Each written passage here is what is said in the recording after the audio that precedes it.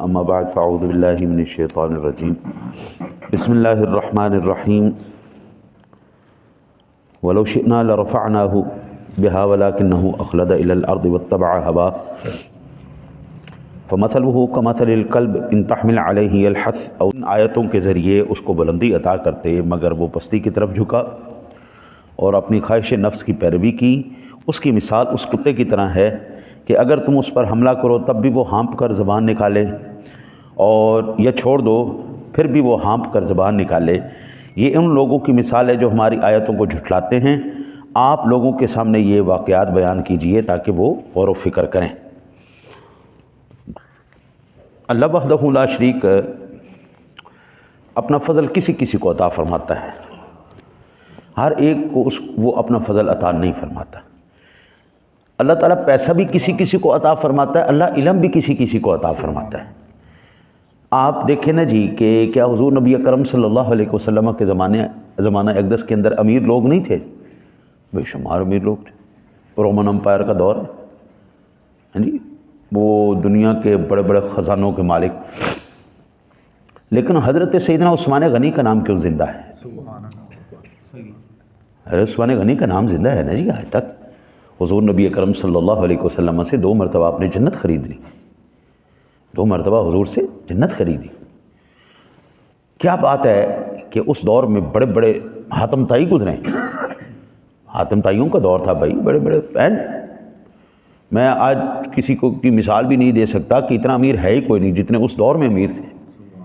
ہاں, قارون کا آپ نے نام نہیں سنا؟ ہاں جی, کتنا امیر لوگ ہو اتنے پیسے کے. ہماری نسل کے پاس وہ مال و دولت نہیں ہے جو پہلوں کے پاس تھا. لیکن حاتم طائی کا زمانہ اور حضور کا زمانہ ایک ہی زمانہ ہے. حاتم طائی کا ذکر نہیں ملتا لیکن حضور جناب رسالت مآب صلی اللہ علیہ وسلم کی سخاوت کے چرچے پوری کائنات میں. قرآن کہتا ہے اما السائل فلا تنہر, محبوب اپنے در پہ آئے ہوئے سائل کو آپ نے دھتکارنا نہیں. خزانے میرے ہیں, مالک تو ہم نے آپ کو بنایا نا, تو پیارے محبوب عطا فرما دو. یعنی وہ کسی نے نہیں موازنہ کیا کہ حضور نبی اکرم صلی اللہ علیہ وسلم کے صحابی سے کسی نے کہا کہ حاتم طائی جی اس دنیا کا سب سے بڑا سخی آدمی تھا. اس نے کہا اچھا کتنا بڑا سخی آدمی تھا؟ اس نے کہا جی اپنے محل کے اس نے 8 دروازے بنائے ہوئے تھے اور کسی بھی دروازے پہ اگر کوئی سائل آ جاتا تو وہ اس کو دھتکارتا نہیں تھا, خیرات دے دیتا. تو اگر کوئی ایک ہی سائل پہلے دروازے پہ آ کے لے جاتا, دوسرے پہ پھر آ جاتا تو وہ اس کو دوبارہ دے دیتا, منع نہیں کرتا. حتیٰ کہ 8 دروازوں پر اگر ایک ہی سائل آ جاتا تو وہ اس کو بھی دے دیتا. الحمدللہ رب العالمین. 8 دروازوں پر آ کر سائل سوال کرتا ہے, حاتم طائی اس کو دے دیتا ہے, منع نہیں کرتا. صحابی رسول کہنے لگے ایک ہی گل ہے بھائی, یہ کوئی سخاوت ہے؟ یہ تو بخیلی ہے.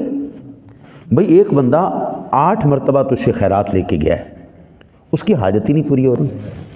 میرے سونے نبی صلی اللہ علیہ وسلم کے پاس کوئی ایک مرتبہ بھی آیا ہے, اللہ کے حبیب نے اس کو دونوں جہانوں کی خیرات عطا فرما دی. اتنا عطا فرمایا کہ اب وہ کہتا پھرتا ہے کہ محمد صلی اللہ علیہ وسلم کا کلمہ پڑھ لو, وہ اتنا نوازتے ہیں کہ پھر کبھی کسی سے مانگنے کی حاجت نہیں پڑتی.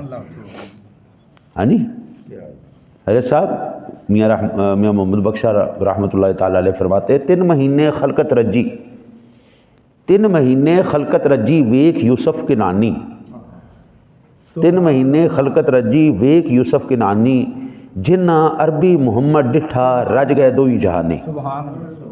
دونوں جہان میں وہ جناب. تو یہ تو الگ کسی کسی کو عطا فرماتا ہے.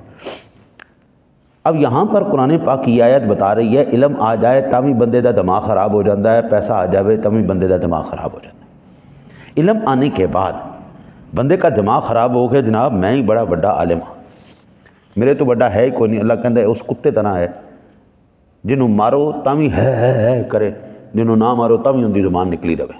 ہر ویڑے ہائے پیسہ. جی بھائی صاحب تسی میرے نمازی ہو, لیاؤ کڈو سانو چندہ دیو. ارے صاحب لیاؤ جو جناب لیاؤ جی دیو. اندے کول جا ہیں جو زبان نکلی اندی لیا بھائی. علم دماغ خراب کرتا ہے, پیسہ دین برباد کر دیتا ہے, اور یہ دونوں مل جائیں تو دین اور دنیا دونوں برباد کر دیتے ہیں. حضرت عبداللہ ابن عمرو بن عاص اور سعید ابن مسیب، زید بن اسلم اور لیث بن سعد نے بیان کیا کہ یہ آیت امیہ بن سلط ثقفی کے متعلق نازل ہوئی۔ اس نے کتاب تورات کو پڑھا تھا، اس کو معلوم تھا کہ اللہ تعالیٰ ایک رسول بھیجنے والا ہے، اس کو امید تھی کہ وہ متوقع رسول ہوگا۔ اس نے کہا جناب میرے اندر وہ ساری نشانیاں پائی جاتی ہیں جو ایک رسول کے اندر ہونی چاہیے، اب جب اللہ رسول بھیجے گا تو مجھے بھیجے گا۔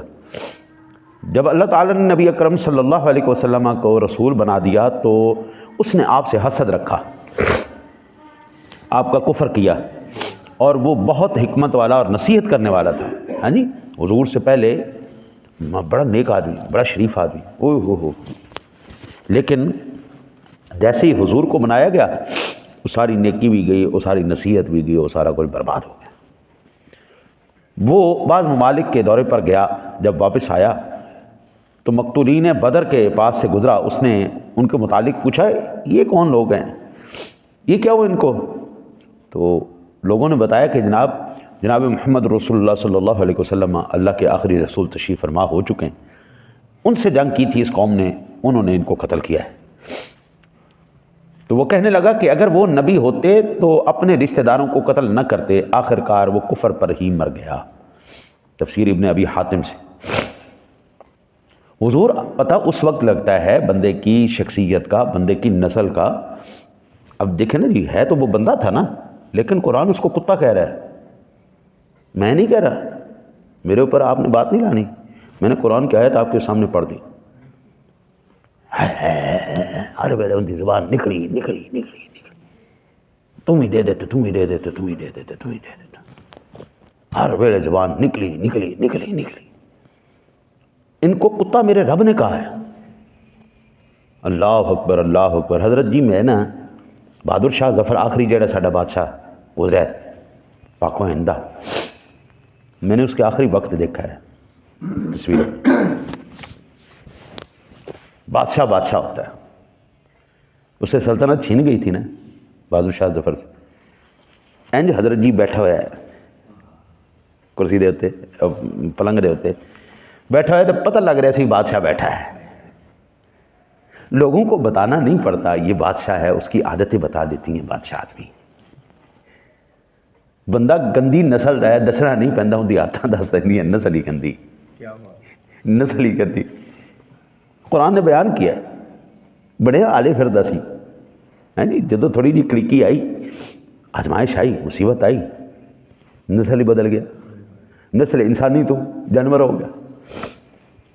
امام فخر الدین رازی رحمۃ اللہ تعالیٰ علیہ کہتے ہیں، روایات سے علاوہ یہ بھی ذکر کیا ہے کہ یہ آیت ابو عامر راہب کے متعلق نازل ہوئی، جس کو نبی اکرم صلی اللہ علیہ وسلم نے فاسق فرمایا تھا۔ یہ زمانہ جاہلیت میں راہب تھا، جب اسلام آیا تو یہ شام چلا گیا اور اس نے منافقین کو مسجد زرار بنانے کا حکم دیا، اور یہ کیسر کے پاس گیا اور اس کو نبی اکرم صلی اللہ علیہ وسلم کے خلاف لڑنے پر ابھارا اور یہ وہیں مر گیا۔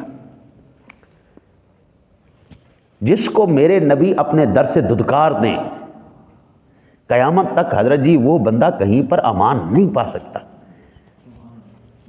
جو تیرے در سے یار پھرتے ہیں، در بدر یوں ہی خار پھرتے ہیں جی، اللہ وسوئے لال زار پھرتے ہیں، تیرے بن اے بہار پھرتے ہیں۔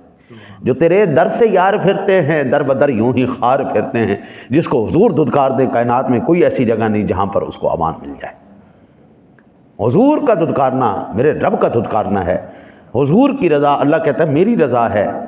اللہ تعالیٰ نے قرآن پاک میں جب بھی ذکر کیا اپنی اطاعت کا، اپنے حبیب کی اطاعت کے ساتھ کیا، وَأَطِیعُوا اللَّهَ وَأَطِیعُوا الرَّسُولَ، وَأَطِیعُوا اللَّهَ وَأَطِیعُوا الرَّسُولَ۔ قرآن میں کہیں ایک مقام پر بھی نہیں آیا کہ صرف اللہ کی اطاعت کرنی اور کسی کی نہیں کرنی، لیکن قرآن میں یہ ضرور آیا وَمَن یُطِعِ الرَّسُولَ فَقَدْ أَطَاعَ اللَّهَ، جس نے رسول کی اطاعت کی اس نے اللہ ہی کی اطاعت کی۔ ہم تو یہ جانتے ہیں حضرت، جن کو توحید کا خطرہ ہے، اللہ کہتا ہے مجھے توحید کا خطرہ نہیں، مجھے خطرہ یہ ہے کہ تیرے رسول کے گستاخ نہ ہو جائیں، کہ اس در سے نہ دھدکارے چلے جائیں۔ اللہ اکبر۔ اعلیٰ حضرت عظیم البرکت نواب آدمی تھے، آپ فرماتے ہیں اب تو نہ روک اے غنی، عادتیں سگ بگڑ گئی، اب تو نہ روک اے غنی، عادتیں سگ۔ نواب آدمی کی طبیعت بھی نوابی ہوتی ہے، کھانا پینا اٹھنا بیٹھنا میں نوابی۔ اب تو نہ روک اے غنی عادت سگ بگڑ گئی، میرے کریم پہلے ہی لقمہ تر کھلائے کیوں۔ اب فرماتے بڑی عجیب بات ہے، مالک پہلے لقمہ تر کھلا دیا، ہاں جی، کتوں کی عادت بگاڑ دی، جب کتے کو عادت پڑ گئی پراٹھوں کی، اب سکے ٹکڑوں پر آپ کہتے ہیں پل جائے، ایسا نہیں ہو سکتا۔ اب تو نہ روک اے غنی عادت سگ بگڑ گئی، اس کتے کی عادت بگڑ چکی ہے، تیرے کرم فضل کی عنایت کی جو ہے نا بارشیں، اب نہ روک، میرے کریم پہلے ہی لقمہ تر کھلائے، یا تو پہلے نہیں کھلانا تھا، سنا اگر پہلے کھلایا تو اب پھر روک نہیں اس کو۔ در رسول سے ایک دفعہ رشتہ قائم ہو جائے قبلہ، پھر اس کو قائم رکھو، اس کو توڑو نہیں۔ اور اگر رشتہ توڑ دیں گے حضرت صاحب، پھر جو تیرے در سے یار پھرتے ہیں در بدر یوں ہی خار پھرتے ہیں۔ اعلیٰ حضرت کہتے ہیں آج لے ان کی پناہ، آج مدد مانگ ان سے، پھر نہ مانیں گے قیامت میں اگر مان گئے۔ اور انہیں جانا انہیں مانا، نہ رکھا غیر سے کام، للہ الحمد میں دنیا سے مسلمان گئے۔ اللہ تعالی ہمیں ایسے علم سے بھی اور ایسے پیسے سے بھی اللہ ہمیں بچائے جو اپنی در کا باغی بنا دے۔ نام تو ہم دین کا لیں لیکن کام ہم دنیا کا کریں۔ اللہ ایسا کبھی نہ علم دے تو نہ مال دے، علم دے تو اپنے کرم کے ساتھ دے، مال دے تو اپنے فضل کے ساتھ عطا فرمائے۔ اللہ سے دعا اللہ آپ کو مجھے عمل کی توفیق عطا فرمائے۔